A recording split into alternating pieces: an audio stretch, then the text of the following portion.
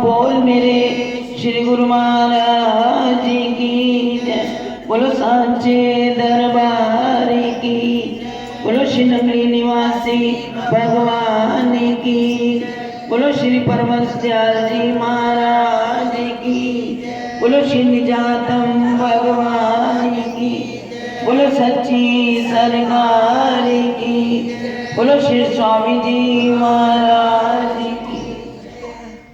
हृदय मंदिर में अपने इष्ट देव भगवान के चरणों में ध्यान धर के मैं उनके चरणों में दंडवत प्रणाम करती हूँ। 60 मिशन का अर्चनीय वंदनीय संत समाज, उनके चरणों में भी कोटि कोटि नमन। श्री गुरुदेव भगवान की परम प्यारी संगत, आज बड़ा ही सुंदर ये सुहाना समय है और कुदरत ने भी देखो, कह रहे थे मार्च में कितनी गर्मी पड़ गई है, फरवरी से ही पड़नी शुरू कर दी, लेकिन वो कहते हैं ना कि गुरु महाराज जी के नाम की ठंडक, इतनी ठंडक हो रही है कि हम सभी कह रहे हैं ठंड लग रही है, स्वेटर पहनने के दिन आए, फिर से शालें निकाले, सबने समेट दी। तो ये सदगुरु की ठंडी छांव वो हृदय को आनंद देती है और सोने पे सुहागा हो रहा है कि जो हरि नाम कीर्तन करने का आनंद हमें मिल रहा है। अभी कितने सुंदर सुंदर भजन हजूर महाराज जी की याद की, उनके प्रेम के और उनकी विरह के भी सदगुरुओं को याद किया जाता है कि तो विरह में बड़ा कुछ मिल जाता है।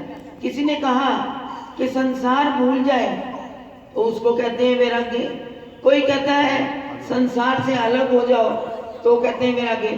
गुरु महाराज जी ने कहा संयोग में वियोग और वियोग में संयोग, जब ऐसी स्थिति हो जाए समझो असल में वही अपने सदगुरु को पा सकता है।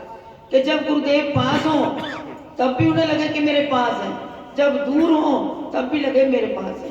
क्यों, किसी शायर ने, डॉक्टर प्रेमलाल शिवा ने कितना सुंदर कहा कि दूरी का तो वहम है तुझको, दिल से वो दूर नहीं, पास खड़े हैं सुनने वाले, दे के जरा आवाज तुझे। तो हमारे सदगुरुदेव भगवान वो कहीं दूर नहीं गए, वो हमारे पास है। हमने अपने दिल में झांकना है कि हम कितना उनको नजदीक से याद करते हैं। ये हम में कमी है, हम ढूंढते हैं उनको लेकिन वो कहीं दूर नहीं है। तो मैं बात कर रही थी, अभी बात चल रही थी कि दादा गुरु महाराज जी और गुरु महाराज जी, और उसके बाद भी बड़ी लंबी कड़ियां है कि जिसने भी पाया अपना आप खोकर, कहते ना कुछ लेने के लिए कुछ त्यागना पड़ता है। आप बाजार जाओ, जब तक हाथ से रुपया नहीं छोड़ोगे वस्तु आपको नहीं मिलेगी, तो कुछ पाने के लिए कुछ छोड़ना पड़ता है। तो उन महापुरुषों ने कैसे पाया, श्री गुरु महाराज जी के जीवन का तो आपको पता है, सुन रहे थे आप कि कैसी कठिन तपस्या की। हमें आज कोई कहे आधा घंटा धूप में खड़े हो जाओ तो बड़ा मुश्किल है, सर्दी में बैठ जाओ तो भी बड़ा मुश्किल है, हर स्थिति में हमारे लिए मुश्किल है। लेकिन गुरु महाराज जी ने इस कलयुग में बड़ा आसान कर दिया, बड़ा आसान कर दिया। महापुरुषों ने तो कह दिया एक घड़ी आधी घड़ी, आधी दे बुनियाद, तुलसी संगत साध की, कटे कोट अपराध। ये आपको संगत ही तो दी है कि 2 घड़ी मिल बैठकर अपने गुरुदेव भगवान की महिमा का गुणगान करो। तो अभी बात कर रही थी रवि जी, अगर सनम रूठ जाए, अगर खुदा रूठ जाए तो सजदे करूं, अगर सनम रूठ जाए तो मैं क्या करूं। इसकी विधियां भी उन्होंने बता दी। बुल्ले शाह जी के जीवन में एक बार उनके गुरुदेव उनसे रूठ गए। गुरुदेव जब रूठ गए अब वो तड़पते भी नहीं कि गुरुदेव उनकी तरफ देखते ही नहीं, वो उधर मुंह करे तो वो मुंह घुमा ले। कहते ये बड़ा कठिन समय है, मैं क्या करूं। तो उन्होंने पूछा गुरुदेव कैसे रीझेंगे। तो किसी ने उन्हें कहा कि गुरुदेव नाचने पर बड़ा रीझते हैं। तो उसने कहा कंजरी बने मेरी इज्जत न कट दी, मैंने नच के यार मनावन दे। तो उन्होंने जाकर विशेष रूप से किसी के पास जाकर डांस करने की विधि सीखी और एक दिन महफिल गुरुदेव की सजी हुई थी। तो उन्होंने क्या किया, इतना लंबा घूंघट निकाल लिया, घूंघट निकाल लिया। तो जब महफिल सजी, कवालियां शुरू हुई, तो उन्होंने नाचना शुरू किया। इतना नाचे, इतना नाचे, गुरुदेव देखकर बड़े ही प्रसन्न ये कौन नाच रहा है? तो उन्होंने कहा भाई कौन है? तो उसने कहा मैं बुल्ला। ये नहीं कहा कि मैं बुल्ला, अगर मेरे को देव नाराज है मैं नाम बताऊंगा कहीं और नाराज ना हो जाए। तो उन्हें क्या कहा, बहुत बढ़िया शब्द उन्होंने अपने लिए इस्तेमाल किया, मैं बुल्ला। तो मुझसे भूल हो गई थी, मुझसे गलती हो गई थी, जिससे गुरुदेव नाराज है। तो गुरुदेव की इतनी बात सुनते कि जो अपनी गलती स्वीकार कर लेता है, मान लेता है, उससे तो बड़ी बात कोई है ही नहीं। तो गुरुदेव ने पता क्या कहा कि अगर तू पुल्ला है तो मैं तेरे ते डुल्ला। तो गुरुदेव उसी वक्त उनकी नाराजगी दूर हो गई। तो गुरुदेव के तो मानने में एक घड़ी भी, एक क्षण भी नहीं लगता। वो किसी से नाराज नहीं होते, किसी से रूठते नहीं है। हाँ, हमारे विकारों से रूठते, जो हमारे अंदर दुनिया के विकार छिपे पड़े हैं उनसे वो रूठते हैं, कहते इनको अपने हृदय से निकाल दो। और हम बात करें हमारे दादा गुरुदेव भगवान जी की, वो क्या थे, श्री परमहंस दयाल जी क्या थे, उनके जीवन की ही एक घटना। एक बार वो किसी भक्त के घर में गए हुए थे, भक्त के घर में गए तो वो चवारे पर ऊपर बैठे हुए थे। तो उनके घर में कोई मांगने वाला साधु आ गया।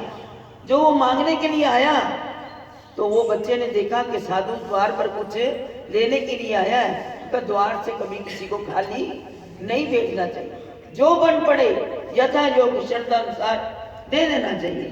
तो उस बच्चे ने क्या किया, लाया और सामान और फकीर साईं को दे दिया। और उसके हाथ में लोटा था, उसके हाथ में लोटा था। अब फकीर कहने लगा बेटा ये लोटा मुझे दे दो। उस बच्चे ने कहा मेरे पिताजी घर में नहीं है, मैं लोटा नहीं दे सकता उनकी आज्ञा के बिना, और आप आए हो मेरे द्वार पर, जो मुझसे बन पड़ा मैंने आपको दे दिया।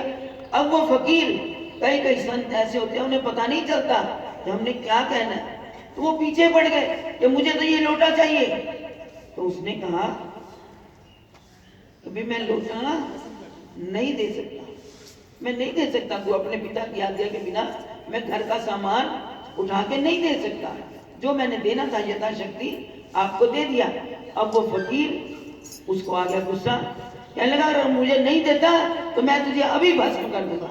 और दृढ़ विश्वास के बाद उस बच्चे ने कहा अरे तुम मुझे भस्म कर दोगे तो मुझे जिंदा करने वाले मेरे गुरुदेव बैठे हैं। उस फकीर को और पारा चढ़ गया, कहने लगा मैं तुझे भी देख लूंगा, तेरे गुरुदेव को भी देख लूंगा, तुझे भी देख लूंगा, तेरे गुरुदेव को भी देख लूंगा। उन्होंने कहा कहाँ है तेरे गुरुदेव? तो मेरे गुरुदेव ऊपर बैठे हैं। वो कहते चल मैं देखता हूँ। चले गए ऊपर। जब गए तो उस बच्चे ने जाकर कहा महाराज ऐसी ऐसी बात है। तो दादा गुरुदेव भगवान जी ने उन फकीरों को समझाया कि भाई देखो उस बच्चे ने क्या गलत किया, उस बच्चे ने क्या गलत किया, तुमने मांगा उन्होंने उसने दे दिया। अब वो पिता की आज्ञा के बिना जो नहीं दे सकता, चले दादा गुरुदेव सबको सीधे रास्ते पर लाते थे, जो गलत राह पर चलते थे उनको सही राह दिखाते थे। तो उन्होंने कहा कि उसने दे तो दिया, अगर नहीं दिया तो उन्होंने कहा तुमने फकीर बनकर क्या सीखा, क्या सीखा? अपनी सारी कमाई को कि मैं भस्म कर दूंगा, चलो भस्म करना तो मैं बैठा हूं, करो भस्म। अब उसने मंत्र पढ़ने शुरू कर दिए।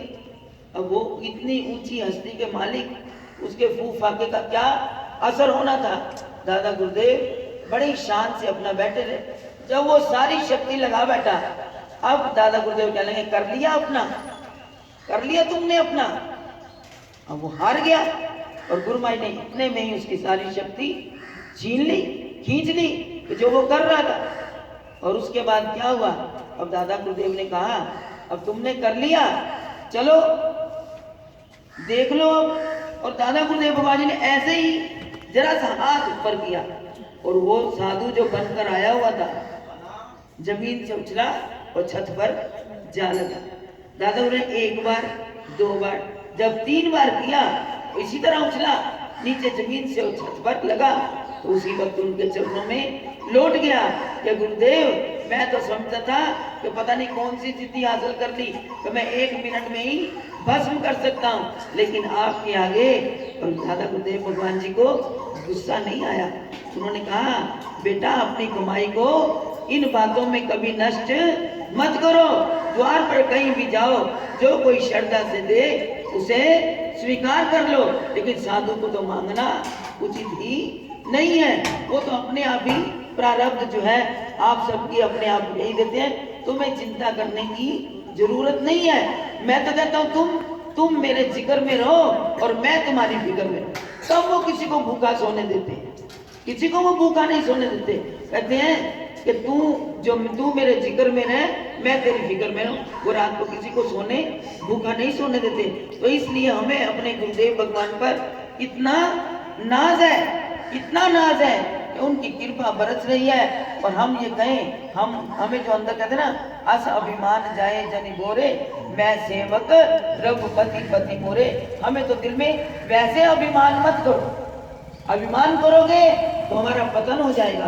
कहते हैं हमें मान करना है, हम अपने सदगुरुओं के, ऐसे सदगुरुओं के हम शिष्य हैं, हमें उस आली दरबार की सेवा मिली है, हम सेवा करें। सेवा करने से और उसके साथ ही गुरु महाराज जी हमें क्या समझाते हैं कि तुम्हारे पास जो तुम्हारी चादर में है उसी के अनुसार चलो, अपनी चादर से बाहर मत चलो। तो उन्होंने दृष्टांत दिया, उन्होंने बताया कि एक बार अकबर बादशाह के दरबार में एक की कारीगर आया, उसने बड़ी सुंदर शाल कढ़ाई की बनाई और उसने राजा अकबर को भेंट की। जब अकबर ने देखा ये तो शाला है तो बड़ा सुंदर, उन्होंने हर तरफ से देखा कि मैं इसको अपने ऊपर लपेटूं, मैं तान कर सोऊं। अब उसको लगा कि ये बड़ी चादर बनाई तो इतनी सुंदर लेकिन है छोटी। अब उन्होंने क्या किया, लेट गए, कहने लगे चलो शायद मेरे से ये चादर पूरी नहीं आ रही, तो कोई भी मंत्री उठे, मैं लेटता हूँ, ये चादर डाल दो। अब वो चादर डालें, सिर की तरफ ढकें तो पैर नंगे, पैर की तरफ ढकें तो सिर नंगा। अब आ गया गुस्सा अकबर को कि इतनी सी चादर को कोई पूरा नहीं कर सकता, कोई नहीं कर सका। उन्होंने कहा ठहरो तुम सब लोग, और ये भी एक अभिमान तोड़ना था कि सब कहते थे कि आप बीरबल को प्यार करते हो और हम लोगों को आप ऐसे ही समझते हो। तो जब ये बात हुई कि अच्छा बीरबल को आने लगे, वो अपने आप चादर को पूरी कर लेगा, आप तो कभी ऊपर से छोड़ दिया तो कभी पैरों की तरफ से छोड़ दिया, ये बात ठीक नहीं। इतने में बीरबल आया तो अकबर ने कहा भाई क्या बात हो गई, सभा में कैसी बात हो रही है? तो बीरबल ने कहा क्या बात है? तो उन्होंने कहा ये चादर है, दी है किसी ने, मैं चाहता हूँ कि कोई, मैं लेट रहा हूँ, मेरी चादर को मेरे को पूरा ढक दे। और बीरबल ने कहा इसमें कौन सी बड़ी बात है, इसमें कोई बड़ी बात नहीं है। कहा महाराज आप लेटो, पर हाँ कहते ना जिसका दिमाग तेज हो वो बड़ा कुछ करवा लेता है। तो उन्होंने अकबर बादशाह का, बादशाह आज आप ना जैसे एक बच्चा सोता है ना, अपने पैर इकट्ठे करके आप देखते हो बच्चा कैसे सोता है, कभी वो लंबे पैर, कभी कभी स्थिति होती है वो सोता है, लेकिन बच्चा वो इकट्ठा होके वो सोता है। तो जैसे एक बालक सोता है ना, ऐसे आप सो जाओ, सोना ही है ना, आप लेट रहे हो, ऐसे लेट जाओ। तो बादशाह ने बीरबल की बात मान ली।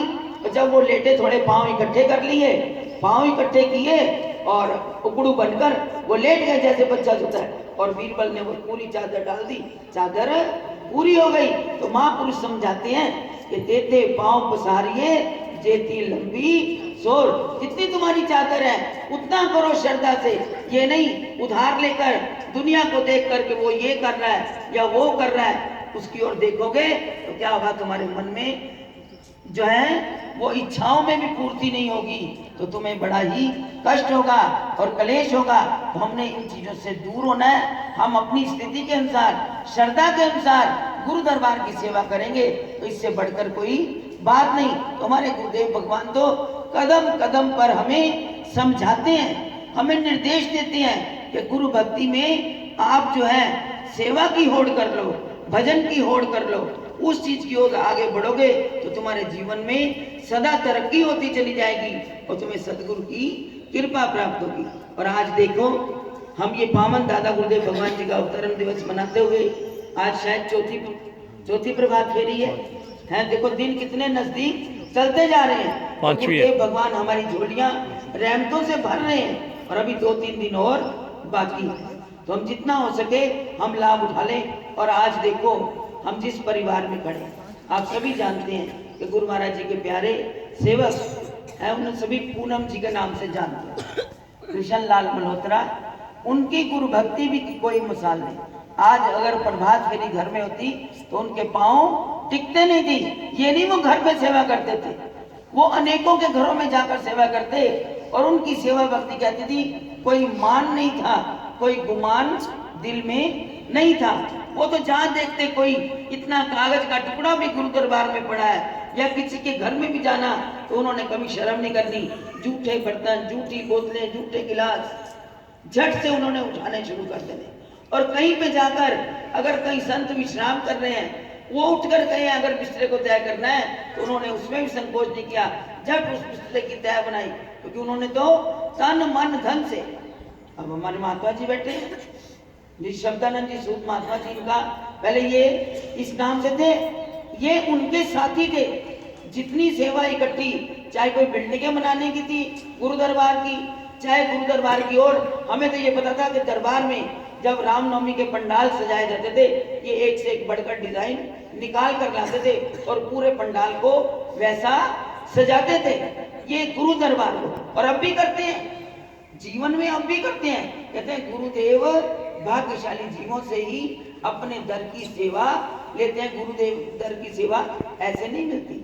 स्वामी जी महाराज फरमाया करते थे, वो कहते थे गुरु दरबार की सेवा के लिए तो देवी देवता भी तरसते हैं। ये कब वो मिले? अब देखो, जब राम वन में गए तो जितने पेड़ पौधे, जितनी लताएं थी, उनके हृदय में था कि हम भगवान राम का स्पर्श कर लें, हमें राम भगवान आलिंगन कर लें। तो राम ने क्या कहा कि इस जन्म में, इस अवतार में मैं मर्यादा में बंधा हुआ हूं, जब द्वापर में आऊंगा तुम्हारी सबकी भावनाएं पूर्ण करूंगा। तो उन्होंने पूर्ण की। जितनी कहते हैं, जब वो शरद पूर्णिमा की रात थी, महारास हुई, तो भगवान कृष्ण ने सबकी आशाएं पूर्ण की। वो कहते हैं 6 महीने की रात्रि, 6 महीने एक रात्रि लग गई। भगवान कृष्ण ने एक एक सखी और एक एक कृष्ण का रूप धारण करके सबकी कामनाओं को पूर्ण किया, सबको आलिंगन दिया, अपना अपने अंग में लगाया, उन्होंने सबकी भावनाओं को पूर्ण किया। तो प्रभु जो है दिल में धारो तो सही, वो किसी की भी मन की पूरी 1 मिनट में करते हैं, वो किसी की को निराश नहीं करते। तुम्हारे गुरुदेव भगवान का ये आली दरबार जिसकी हमें सेवा मिली है, अब तो 2 दिन के बाद सेवा के दिन आ रहे हैं, तो हमने सेवा करनी है। गुरु दरबार में आकर इस तन को, इस मन को और अपने धन को सार्थक करना है। तो गुरु महाराज जी के चरणों में मेरी अरदास है।